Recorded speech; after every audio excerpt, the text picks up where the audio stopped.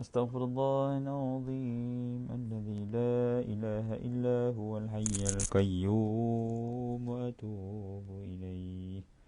أستغفر الله العظيم الذي لا إله إلا هو الحي القيوم وأتوب إليه.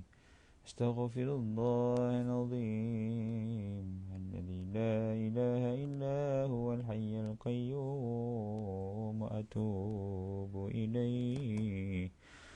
أستغفر الله العظيم الذي لا إله إلا هو الحي القيوم وأتوب إليه. اللهم أنت ربي لا إله إلا أنت خلقتني وأنا عبدك وأنا على عهدك ووعدك ما استطعت.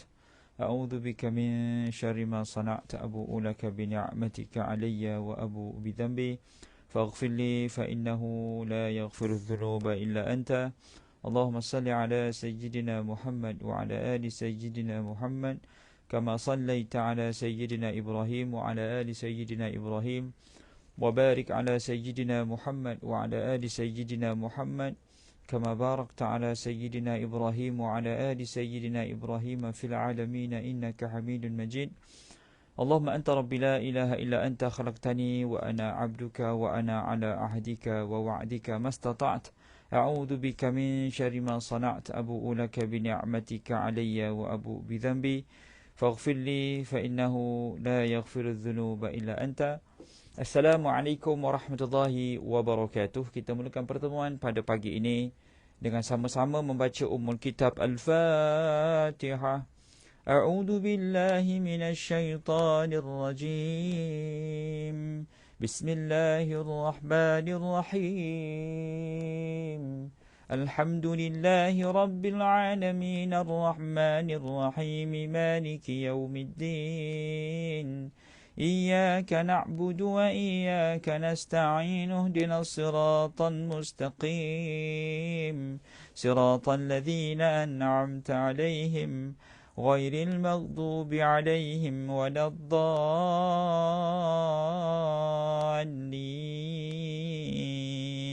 آمين.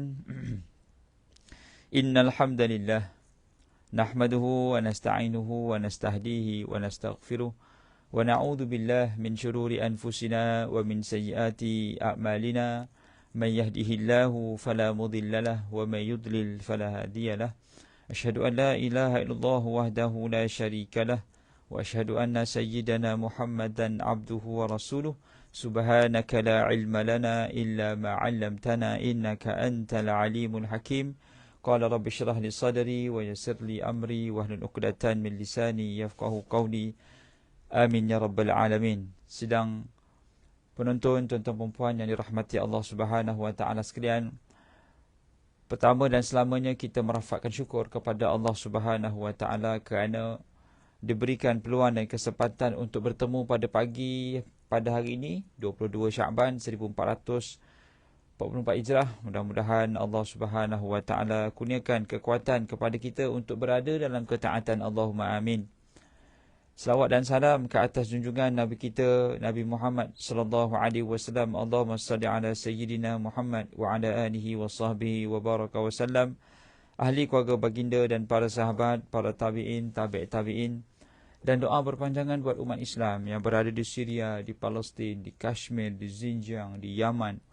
Sesungguhnya Allah Ta'ala sayangkan mereka, maka Allah uji mereka. Dan Allah Subhanahu wa taala sayang seseorang itu, maka Allah hadirkan ujian. Ujian tanda Allah sayang. Jangan pernah kita mengeluh ataupun kita give up ataupun kita marah. Apa sahaja ujian yang Allah Taala bentangkan di hadapan kita. Kerana apa pun yang berlaku, walaupun dari sudut pandangan dan kefahaman kita benda itu menyusahkan, menyakitkan, tapi semuanya itu hadir dalam keadaan Allah Taala sayang pada kita. Allah Ta'ala inginkan kebaikan pada kita dan Allah Ta'ala ingin hadirkan sesuatu yang luar biasa, yang terbaik dalam hidup kita. Kita mungkin tak nak benda itu berlaku, tetapi hakikatnya itulah yang terbaik. Gitu. Yang penting kita hidup dengan kekuatan. Kita hadirkan rasa taat kita pada Allah Ta'ala. Hadirkan rasa yang kita ini hidup atas ihsan daripada Allah Ta'ala. Allah nakkan yang terbaik dalam hidup ini. Ya, kita ni mana ada kemampuan untuk merubah sesuatu perkara tanpa keizinan Allah Ta'ala. Sebab itu bila musibah datang, kita sebut apa? Inna lillahi wa inna ilaihi raji'un. Daripada Allah Ta'ala dia datang dan kepada Allah lah akan dikembalikan. Ataupun kita sebut hasbunallah wa ni'mal wakil. Cukuplah Allah sebagai pembantu. Ataupun kita sebut wallahul musta'an. Allah Ta'ala yang maha pembantu. Banyak benda yang kita boleh amalkan sebagai menzahirkan rasa keterbergantungan kita kepada Allah Subhanahu wa Ta'ala semata-mata. Maka ayuh tuan-tuan perempuan, ya, kita nak menjelang masuk Ramadan yang lebih kurang 7 hari, 8 hari ni, kita mempersiapkan diri untuk beramal soleh sebanyak mungkin, kerana tak semua orang Allah Ta'ala izinkan bertemu dengan bulan Ramadan. Kita kalau Allah izinkan bertemu, percayalah Allah Ta'ala nakkan kebaikan dalam hidup kita. Berapa ramai manusia yang lebih baik daripada kita, Allah Ta'ala tak izinkan bertemu bulan Ramadan. Kita yang mungkin serba kekurangan, mungkin kita ni serba kedaifan, kita mungkin banyak dosa dan maksiat yang kita tidak minta ampun lagi. Tetapi Allah izinkan masuk ke bulan Ramadan. Itu tandanya Allah nakkan sangat banyak kebaikan dalam hidup ini, Masya Allah. Kepada Hakak Ahlul Nizam, Waalaikumsalam warahmatullahi wabarakatuh. Kepada Makcik Atikah Tukimin daripada Melaka, Kak Azhar daripada Sungai Perak. Terima kasih atas kehadiran Kak Faridah B, Masya Allah. Ujian tanda Allah sayang, ya betul, Masya Allah. Dan semua yang hadir, kepada Puan Hindun Hussein, Waalaikumsalam. Kepada Kak Rafiq Ismayadi, kepada Kak Fauzah Yunus daripada Damansara, Ar-Rosmil, Waalaikumsalam. Dan semua yang hadir didoakan kebaikan. Wong Jowo, Waalaikumsalam. Masya Allah. Masya Allah. Ya. Kita menyambung perbahasan kitab, iaitu Minhajul Abidin. Minhajul Abidin, karangan Imam Al-Ghazali. Iaitu wasiat Imam Al-Ghazali. Wasiat Imam Al-Ghazali. Masya Allah. Jadi ujian dipanggil awarid dalam hidup kita ni. Kita nak jadi insan yang terbaik, ada ujian. Kita nak naik pangkat, ada ujian kenaikan pangkat. Kita nak belajar degree, ada ujian level degree-nya. Kita nak belajar SPM, ada ujian tahap SPM-nya. Jadi semua itu ada tahap masing-masing. Semua tu dia ada tahap dia masing-masing. Jadi lagi hebat seseorang itu, maka lagi tinggi ujian dia. Jadi ujian ini untuk meningkatkan nilai kita lah. Kata Imam Ghazali, ada beberapa halangan yang boleh menghalang manusia untuk taat pada Allah Ta'ala. Yang pertama, halangan datang daripada nafsu sendiri, nafsu. Kalau kita tak manage our own desire, maka kita lah yang akan rugi. Kehendak kita ni, kita perlu kawal dia, tuan-tuan dan puan. Kehendak. Tak semua benda yang kita nak tu kita akan dapat dan kita perlu dapat. Kan? Kalau kita ikut je kehendak nafsu, maka rugilah kita. Ya, mungkin kita panggil lesu lah. Kalau kita ikut nafsu, lesu. Ikut hati, mati. Ikut rasa, binasa. Habis tu nak ikut apa, Ustaz? Ikut syariat. Ikut syariat lah. Janganlah ikut hati. Ya, kalau kita ikut hati kita ni, semua benda kita nak. Tapi tak semua kita mampu handle. Kita nak gaji besar. Bila gaji besar, kita nak duit banyak. Bila duit banyak, kita tak mampu nak handle duit tu. Tak merapu-rapu kan kita buat dengan duit yang banyak tu. Cubalah kalau kita diberikan 1 juta, apa yang kita nak buat? Kalau kita tak mampu nak buat apa-apa dengan duit tu, maka eloklah jangan ambil pun 1 juta tu. Eloklah tak ada. Ada orang kata, Ustaz, saya ni Ustaz, saya nak sangat jadi jutawan. Saya cakap, kenapa nak jadi jutawan? Untuk saya beli rumah besar, untuk beli kereta besar, untuk beli macam-macam lah yang seronok-seronok. Saya kata, seronok ke rumah besar tu? Saya tanya dia, seronok ke rumah besar?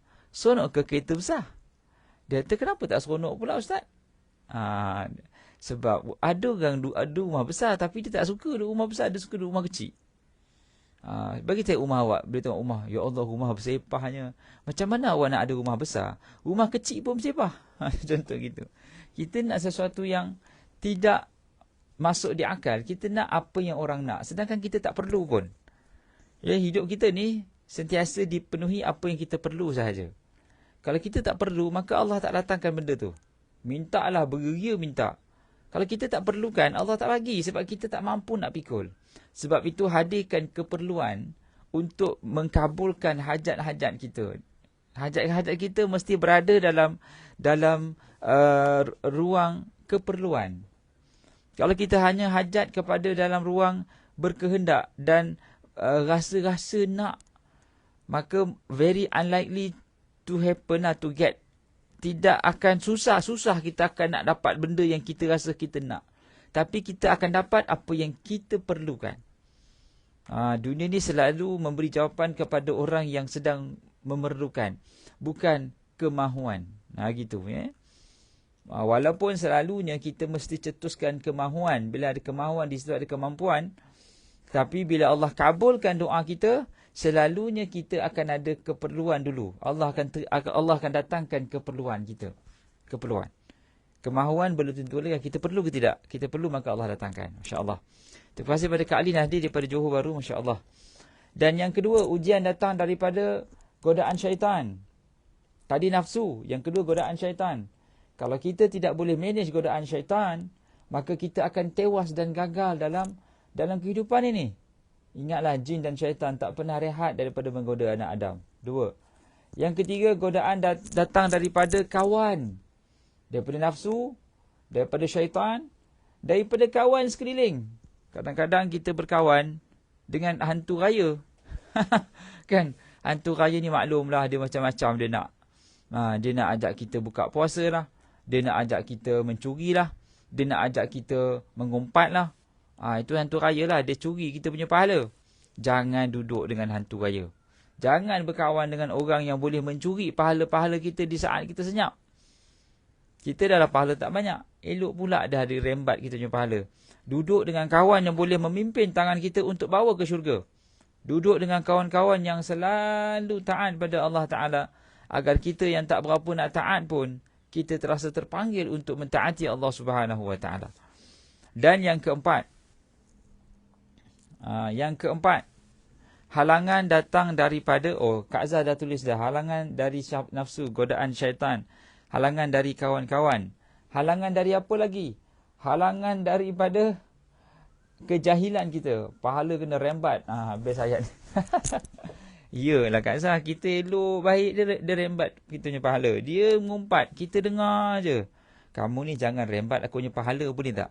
Aku ni dah lah pahala sikit. Dah kamu cerita pasal aib orang lain, habis pahala aku kamu ambil. Sebab mengumpat ni akan jadi sempurna bila ada orang yang mendengar. Cubalah kalau tak ada siapa mendengar, tak seronok langsung nak mengumpat. Baik. Jadi godaan yang keempat datang daripada kejahilan. Bila kita jahil, sebenarnya kitalah yang meletakkan batu halangan kepada pencapaian kualiti diri kita, amalan kita. Kalau kita kekal jahil. Jadi lepas pada ni jangan kekal kejahilan. Kita kena menuntut ilmu. Tuntut ilmu ni janganlah sampai kita rasa bila orang offer bahawa kita nak, kita kena sentiasa menuntut ilmu. Otak kita ni dia macam air dalam baldi lah. Ya, kalau air tu bertakung je, beku otak ni. Kita kena alirkan, kita kena bubuh air baru. Kita kena bubuh sabun baru. Kita kena bubuh baldi baru pun boleh lah kita tukar. Kita tak nak otak kita ni diam, dia jadi air yang membeku di dalam cawan, di dalam bekas. Lama-lama jentik-jentik pun ada. Lama-lama baju yang terendam pun busuk. Jadi kita kena bersedia untuk jadi apa? To unlearn and relearn. Tolong tulis ni. Ready to unlearn, learn and relearn. Unlearn tu maksudnya untuk untuk buang apa yang kita dah ada, blueprint tu. Kemudian belajar benda baru dan ulang belajar balik apa yang pernah kita belajar dulu. Unlearn, learn and relearn. Orang yang hebat, orang yang memiliki yang sentiasa kekal relevan adalah orang yang bersedia unlearn, learn and relearn. Apa maksud relevan? Relevan ni orang yang sentiasa boleh buat progres dalam hidup dia. Ataupun dia boleh sentiasa orang kata seronok lah, ataupun bahagia, ataupun cukup. Sebab dia sentiasa up to date. Contohnya zaman sekarang kan zaman TikTok. Jadi para ustaz pun dah masuk TikTok. Bisnes-bisnes pun dah ke arah TikTok. Dulu ada Facebook, jadi semua orang buka Facebook. Sekarang ni ada TikTok, semua orang buka TikTok. Tapi ingat TikTok ni dia boleh jadi tempat pahala, dia boleh jadi tempat dosa. Sama juga Facebook, sama juga Instagram, sama juga Twitter, sama juga macam-macam lah media sosial ni. Ianya boleh jadi lembah pahala, dia boleh jadi lembah dosa. Jadi kita kena hati-hati, kita jangan jadi jahil. Kita kena update dengan ilmu baru supaya kita boleh tambah platform untuk taat pada Allah Ta'ala. Ya, Masya Allah. Terima kasih pada Kak Yat. Unlearn, learn and relearn. Maksudnya yang dah kita ada ni, kita letak tepi kejap. Kita belajar benda baru. Dan kita belajar balik benda yang kita belajar tadi. Dan baru kita masukkan apa yang kita belajar tadi. Tengok balik. Betul ke tidak? Kalau kita betul, maka kita betulkan. Kata CEO Nokia. Dia kata, we have done nothing wrong but we make loss. Kita ni tak buat apa-apa salah pun, kata CEO Nokia. Mana ada orang yang pakai handphone Nokia sekarang? Kalau pakai pun Samsung, iPhone. Samsung, iPhone. Ada tak orang pakai Nokia? Adalah orang pakai Xiaomi. Apa lagi handphone orang pakai? Blackberry. Blueberry ke Blackberry Blackberry. Orang dah tak pakai dah. Nokia lagi orang tak pakai. Sedangkan dulu, Nokia ni merupakan satu handphone yang revolusi. Tak ada siapa, takkan kau tak ada handphone? Handphone dia, Nokia. Takkan kau tak ada handphone? Handphone apa? Handphone Nokia. Jadi Nokia ni dah sampai ke satu revolusi yang semua orang pakai handphone Nokia. Dia pegang market pada ketika itu. Tapi kata CEO dia, kita tak buat salah apa-apa pun. Tetapi kita rugi. Sebab apa dia rugi? Blackberry. Blueberry pula dah. Blueberry tu nama margarin. Roti spread. Dia kata kami tak salah apa-apa pun. Tiba-tiba kami gagal. Sebab apa? Dia gagal mengadaptasi perubahan. Dia fail to adapt the changes. Kata satu pepatah tu, dia kata, not the one who strong who survive, but the one who most adaptive to changes. Bukanlah orang yang paling kuat itu akan hidup, tetapi binatang yang boleh berubah ikut perubahan. Nampak Contohnya polar bear. Kalau kadang-kadang saya terfikir macam mana beruang kutub boleh duduk di kutub utara. Sedangkan beruang ni patutnya duduk dekat dalam hutan makan madu. Tapi macam mana polar bear, beruang kutub, dia boleh duduk dekat kutub utara makan ikan. Dia bukan duduk dalam air. Dia duduk atas darat, atas ais. Tapi dia boleh hidup, tak ada pokok, dia makan ikan. Sebab apa? Kenapa beruang kutub boleh hidup di kutub utara? Sedangkan tak ada pokok pun. Macam mana dia tangkap ikan? Nampak? Sebab dia berjaya mengikuti perubahan keadaan dia. Dia adapt dengan suasana. Bila dia dapat adapt dengan suasana, maka dia survive. Jadi binatang-binatang yang survive sekarang ni adalah hasil daripada dia mampu berubah ikut keadaan pada ketika itu. Macam kita lah. Ya, kita dulu kerja makan gaji. Lepas dah tak makan gaji, kita makan apa? Makan gergaji. tak, bukan makan gaji. Gaji tu maksudnya kerja pagi, petang, siang, malam lah. Kerja pagi, balik petang. Tetapi bila kita dah tak kerja, kita meniaga. Jadi meniaga itu adalah cara kita adapt dengan perubahan dalam hidup. Dulu mungkin kita bujang. Kita duduk dengan mak ayah. Habis tu bila kita dah kahwin, jangan kita anggap kita macam anak mak ayah kita lagi. Kita anggap kita ni isteri orang. Kita ada suami. Bila kita berkahwin, kita nak kita seorang yang dilayan. Bersihkan kuku saya. Tolong pakaikan kasut saya.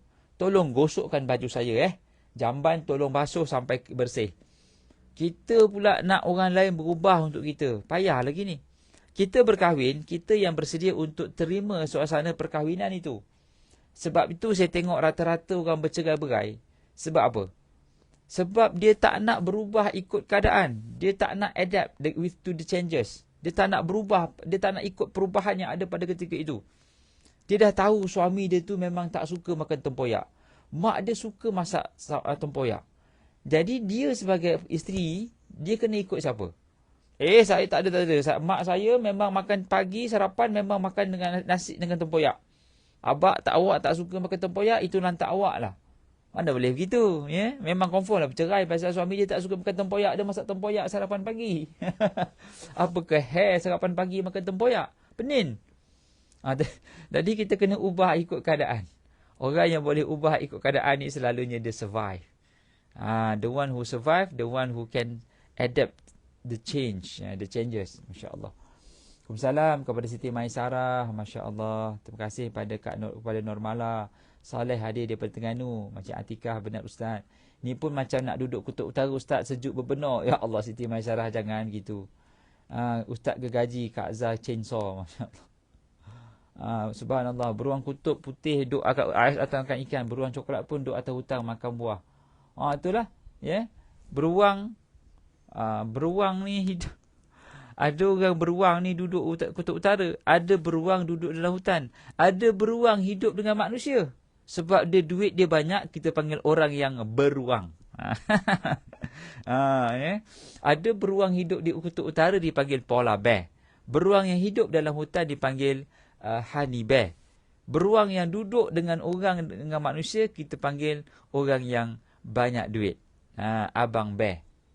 Abang bear. cerita ejen ahli kan, Abang Bear.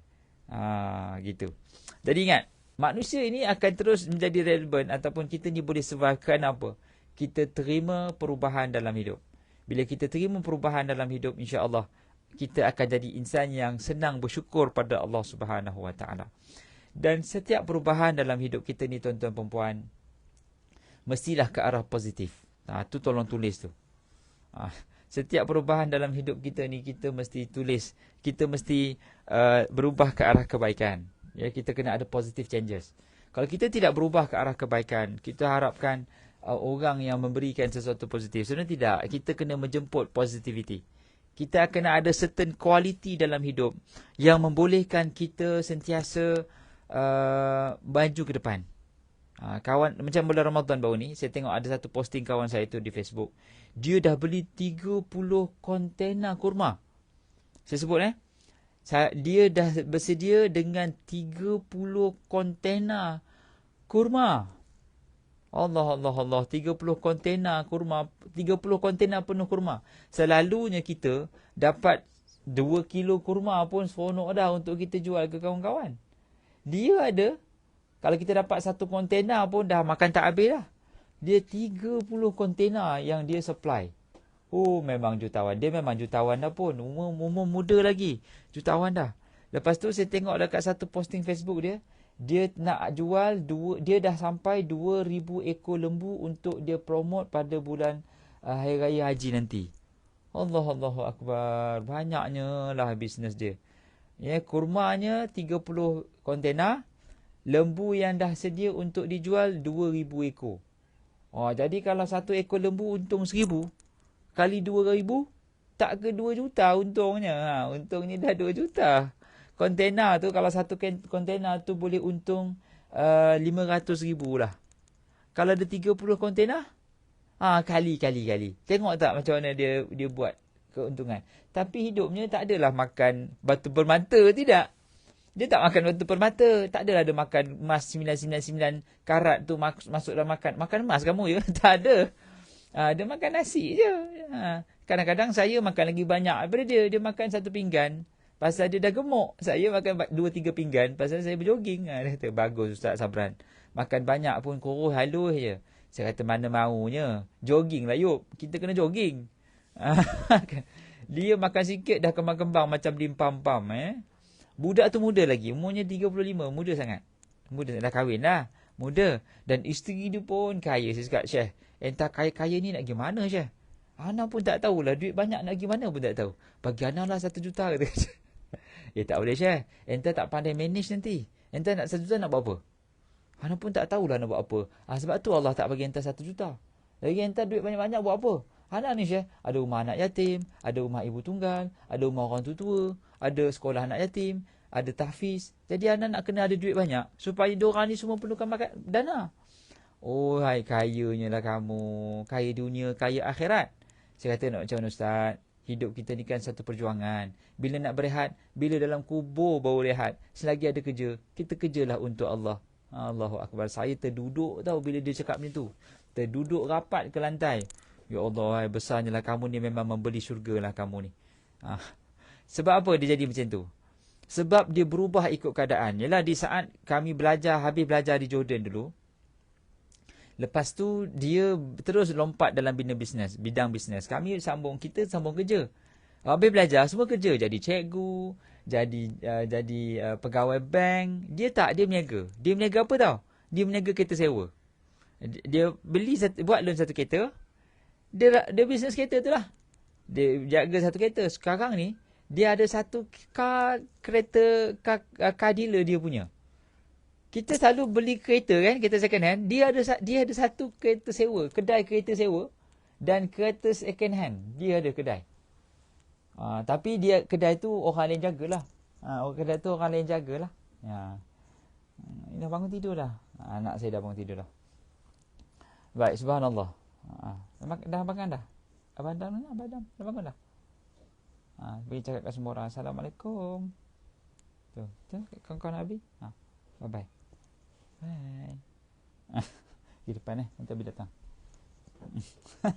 Ingat Jadi dalam hidup kita ni tuan-tuan perempuan, ni nak masuk Ramadan. Kita kena berubah untuk jadi orang yang sedia menghadapi Ramadan. Kalau kita tak sedia menghadapi Ramadan datang, maka kita tak nak berubah. Maka Ramadan berlalu, maka kita tak akan menjadi insan yang taat pada Allah. Jadi Ramadan ini adalah peluang yang terbaik untuk kita berubah jadi insan yang terbaik. Masya Allah. Sebab itulah kita tak kaya-kaya macam dia. Sebab kita tak ada duit, tak tahu nak buat macam mana. Ya, betul Kak Yat. Saya tanya dia, kamu ni, dia kata, Sabran, entah nak kaya, entah nak buat apa duit? Ana pun tak tahulah, Syekh. Ana tak tahu nak kaya ni sebab apa. Entah income berapa. Adalah sikit, cukup lah. Ada simpanan lebih tak? Ada berapa simpanan entah sebulan? Adalah 1,000. Entah buat apa 1,000 tu? Simpan lah. Ada lagi tak dalam bank? Ada? Sebab tu lah anda tak boleh nak tambah dah duit. Pasal anda tak tahu nak buat apa. Habis tu saya tanya balik. Habis tu anda nak buat apa? Ana ni banyak lagi dalam otak dia benda nak kena buat. Dia kata. Nak kena beli tanah tu. Nak bangunkan sekolah agama. Nak beli tanah tu. Nak bangunkan yayasan. Nak buat satu yayasan. Nak set up satu sekolah agama. Jadi yayasan ni untuk sekolah agama tu. Set up sekolah agama ni. Set upkan yayasan. Ya Allah Akbar. Dia tak pernah rehat. Dan dia tak pernah menikmati duit dia tu. Saya saja duduk-duduk untuk nikmati, tak pernah. Dia hanya nikmati dia punya harta bila dia pergi kerja. Naik kereta yang sedap, sekejap je, 5 minit je. Sejam je. Lepas tu, dia parking lah tepi untuk dia kerja. Rumah yang tersergap indah tu, dia hanya nikmati untuk dia buat kerja je. Nampak? Walaupun duitnya banyak, tetapi dia tidaklah menikmati macam kita. Ya Allah, seronoknya, tenang, libur jiwa. Tak ada tenang libur jiwa, tak ada. Hidupnya sentiasa on the move untuk bekerja. Duit banyak sangat.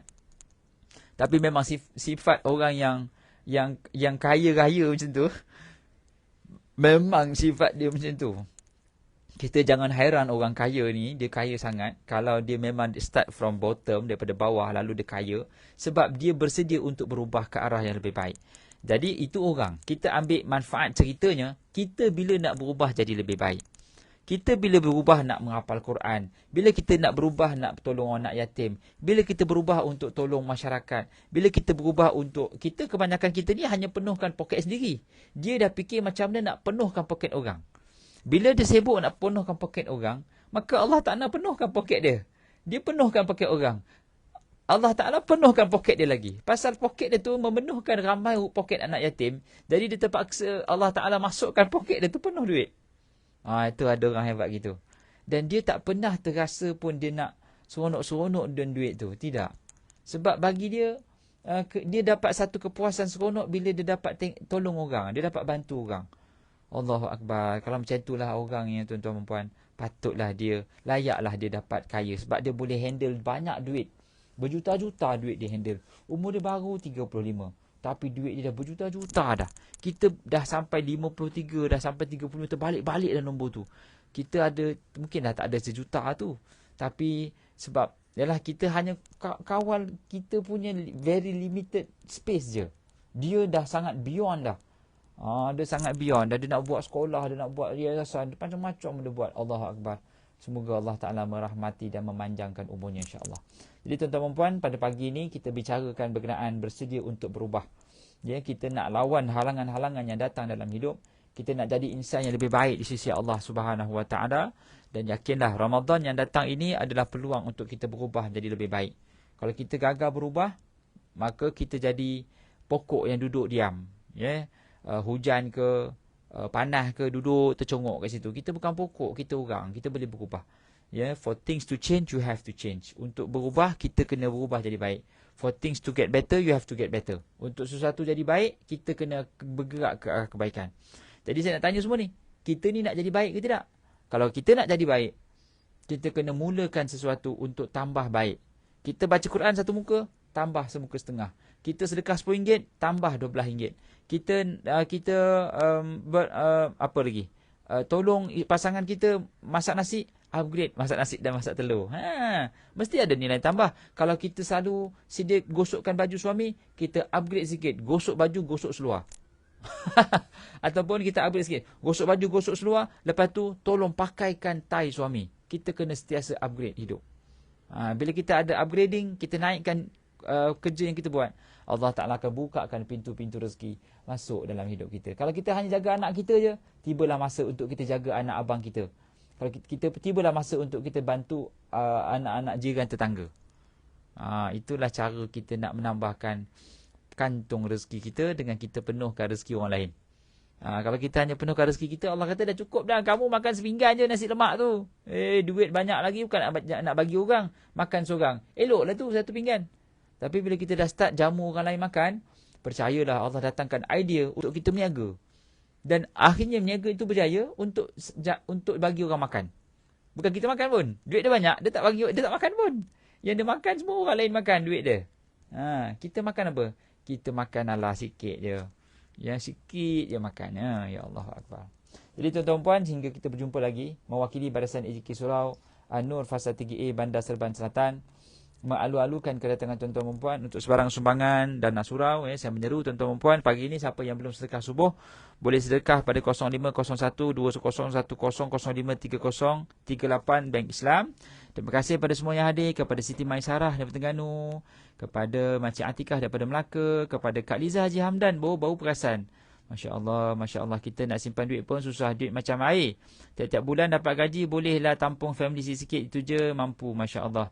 Makcik Atikah, itulah yang terbaik. Siti Maisarah kata, gitu. Itulah yang terbaik Siti Maisarah. Biar duit kita tu habis pada kiraan orang lain. Suami dan pakai kasut boot je. Suami dah pencen tak pakai tie ustaz. Tak apa Kak Yat, kalau suami dah pencen, pakaikan kain pelekat dia. Itu besar pahala tu, pakaikan kain pelekat suami tu. Ya Allah Akbar. Dan semua yang hadir doakan kebaikan. Kak Salihah pun ada, insya-Allah hendak jadi yang terbaik dunia akhirat. Amin ya rabbal alamin. Terima kasih semua. Insya-Allah kita jumpa bila kita jumpa esok minggu depan di platform Surau An-Nur Fasa 3A Bandar Serban Selatan, dan ikuti surau. Jangan lupa tekan button like dan share video surau ini, sebab macam-macam lagi kuliah-kuliah online yang berlangsung di Surau An-Nur Fasa 3A Bandar Serban Selatan, insya-Allah. Jadi berjumpa lagi pada siri yang akan datang. Aku lumadza tasma'un. Aku qauli hadza wa astaghfirullahaladzim li wa lakum wa li jami'il muslimin wal muslimat fastaghfiruh. Wabillahi taufiq hidayah. Assalamualaikum warahmatullahi wabarakatuh. Nanti saya nak perkenalkan siapakah orang yang cakap ni, yang kaya ni. Boleh tengok dia dekat Facebook. Nanti saya share lah hari ni, saya share kat Facebook saya orang tu. Saya akan cerita pasal dia, insya-Allah. Saya pasang azam hari ni saya nak cerita pasal kebaikan dia je. Nanti kita boleh support sama-sama.